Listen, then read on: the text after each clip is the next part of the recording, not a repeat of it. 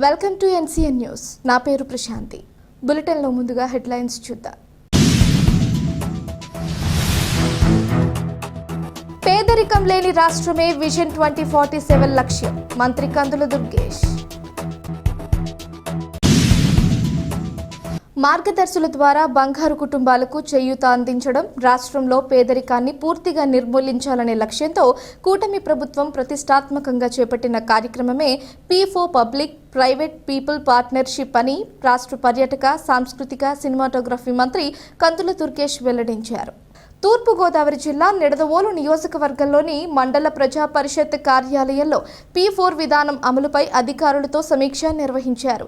ఈ సందర్భంగా మంత్రి కందుల దుర్గేష్ మాట్లాడుతూ, సమాజంలో చాలా మంది వివిధ రూపాల్లో పేదలకు సాయం చేయడానికి ఆసక్తి చూపుతున్నారని, అటువంటి వారికి P4 కార్యక్రమాన్ని ఒక మంచి వేదికగా మార్చాలని సీఎం చంద్రబాబు నాయుడు సూచించినట్లు వివరించారు.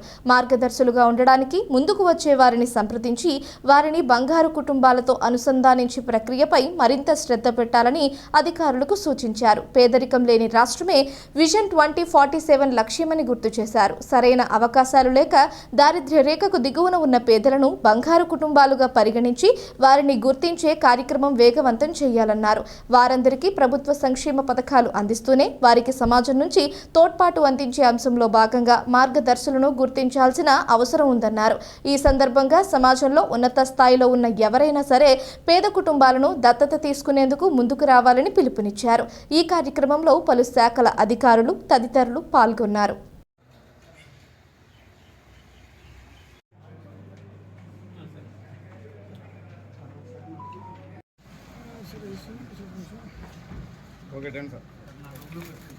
అదేవిధంగా 4వ ఐటము నియోజకవర్గ జిల్లా ప్రణాళికల సమన్వయం సార్.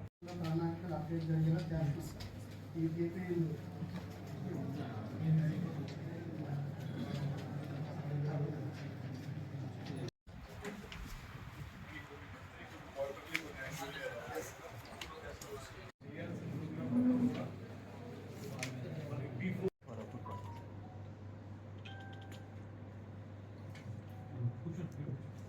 పెట్టడం జరిగింది. ఇప్పటి వరకు ఎప్పుడు కూడా ఇలా జరగలేదు. ఇది ఫస్ట్ టైం అనుకుంటున్నాం. ఎందుకంటే 2020 కూడా పెట్టడం జరిగింది. ఎవరైతే సరైన అవకాశాలు దొరక్క ఇంకా పేదరిక దారిద్ర్య రేఖ దిగువ కుటుంబాలు ఉన్నాయో వాళ్ళు బంగారు కుటుంబాలుగా మనం ఐడెంటిఫై చేసుకుంటాం. వారిని మళ్ళీ వాళ్ళకి ప్రభుత్వం ఇచ్చేటువంటి పథకాలు ఇస్తూనే, అవి కాకుండా ఎవరైతే సమాజంలో కష్టపడి పైకి వచ్చి 4 రూపాయలు సంపాదించుకున్నటువంటి కుటుంబాల వారు, లేకపోతే వ్యక్తులు, లేకపోతే సంస్థలు ఏవైతే ఉన్నాయో వాళ్ళని మనం మార్గదర్శులు అంటున్నాం. ఇప్పుడు ఈ మార్గదర్శుల్ని ఈ బంగారు కుటుంబాలని లింకప్ చేయడం ఎలాగా, వాళ్ళకి కుటుంబాలను దత్తత తీసుకుని వాళ్ళని అప్లిఫ్ట్ చేయడం ఎలాగా, ఈ అంశాల మీద ఇప్పుడు దృష్టి పెట్టమన్నారు. అంటే ఒక పక్కన రెగ్యులర్ రొటీన్గా జరిగేటువంటి గవర్నమెంట్ వెల్ఫేర్ స్కీమ్స్ ఇంప్లిమెంట్ చేస్తూనే మరో పక్కన ప్రభుత్వం కాకుండా ప్రైవేట్ రంగంలో ఉన్నటువంటి, అందుకే దీన్ని P4 ఎందుకున్నారు, పబ్లిక్ ప్రైవేట్ పీపుల్ పార్టిసిపేషన్. ఈ 4 పార్టిసిపేషన్ తోటి పెట్టుకున్నారు. కాబట్టి ఇండివిజువల్స్ ఎవరైతే ఉన్నారో వాళ్ళ ప్రభుత్వానికి సంబంధం లేదు. లేకపోయినా వాళ్ళు ఏంటంటే వాళ్ళు కష్టపడి పైకి వచ్చి కొంత డబ్బు సంపాదించుకుని కొంత ఉన్నత స్థానంలోకి వచ్చిన తర్వాత వాళ్ళు సమాజం నుంచి ఎదిగి ఆ స్థాయికి వచ్చారు. కాబట్టి వాళ్ళు తమ దగ్గర ఉన్నటువంటి ఇన్ఫ్లుయెన్స్ ఏదైతే ఉందో దాన్ని 10 మంది పేదలకు పంచిపెట్టి వాళ్ళని దత్తత తీసుకుని వాళ్ళు మంచిగా తయారు చేయడానికి ఈ P4 స్కీమ్ని ముఖ్యమంత్రి గారు డిజైన్ చేశారు. ఇది చాలా క్రూషియల్ మనకి. అందుకే మీకు ఎంతమంది మనకు బంగారు కుటుంబాలు వచ్చినాయి, ఎంతమంది మార్గదర్శి వచ్చినాయి, ఒక్కొక్క మార్గదర్శి ఎన్ని బంగారు కుటుంబాలను వాళ్ళు అడాప్ట్ చేసుకోగలుగుతారు, ఎలా టేకప్ చేయగలుగుతారు, ఇవి ప్రధానంగా మనం ఈ రాబోయే రోజుల్లో చేయాల్సిన కార్యక్రమం.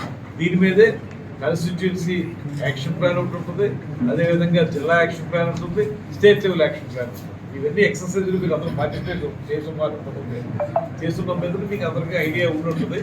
ఇవాళ మన కాన్సన్ట్రేషన్ అంతా కూడా ప్రధానంగా P4ని మనం ఇంప్లిమెంట్ చేయడానికి what is the action plan available with us, అది మనం బాగా హైలైట్ చేసి దాన్ని ప్రధానంగా మనం బయట స్పెషాలిటీలు మీరు అందరికీ తెలిసే ఉంటుంది. కాబట్టి మనం దీని మీద యాక్షన్ ప్లాన్ ఎలా చేయబోతున్నామో, ఏ రకంగా చేయాలి, ఇది ఇలా మీటింగ్ కూడా పెట్టుకోవడం, ఈ మీటింగ్లో డిస్కస్ చేయడం, ఆ అంశాలని గవర్నమెంట్కి తెలియజేయడం అనేది ఒక మ్యాండేటరీ ప్రోగ్రామ్. ఇది మామూలుగా ఖచ్చితంగా జరగాల్సిన ప్రోగ్రామ్.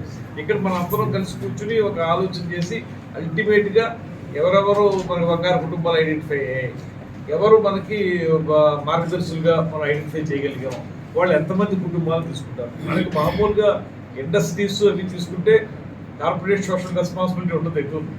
కార్పొరేట్ సోషల్ రెస్పాన్సిబిలిటీలో వాళ్ళు దగ్గర ఉన్నటువంటి లాభాల్లోంచి కొంత మన గ్రామానికి సంబంధించో లేకపోతే మండలానికి సంబంధించో వైద్యానికో లేకపోతే విద్యకో వీటికి సంబంధించి వాళ్ళు కొంత ఇవ్వగలుగుతారు. ఇక్కడ అలాగే కార్పొరేట్ సోషల్ రెస్పాన్సిబిలిటీ కాదు, అదేవిధంగా గవర్నమెంట్ వెల్ఫేర్ స్కీమ్స్ కాదు. ఇండివిజువల్గా ఉన్న వాళ్ళు కూడా మేము పలానా కుటుంబం, మా దృష్టిలో ఉన్నటువంటి ఈ కుటుంబం పేదరికంలో ఉంది, వాళ్ళు పేదరికంలో ఉన్నాం కాబట్టి మేము మా తెలివితేటలు ఉన్నా కూడా ఎదగలేకపోతున్నాం మేము పైకి అనేటువంటి ఆలోచన ఉన్నటువంటి కుటుంబాన్ని వాళ్ళు ఐడెంటిఫై చేసుకుని ఆ ఐడెంటిఫై చేసుకున్నటువంటి కుటుంబాన్ని వాళ్ళు చదివించడం కానీ వాళ్ళ లైఫ్లో స్థిరంగా ఉండి నిలబడడానికి వీలుగా కానీ వాళ్ళు ఏ సపోర్ట్ ఇస్తారు, దీనికి ఒక ప్లాట్ఫామ్ని తయారు చేయడానికి P4.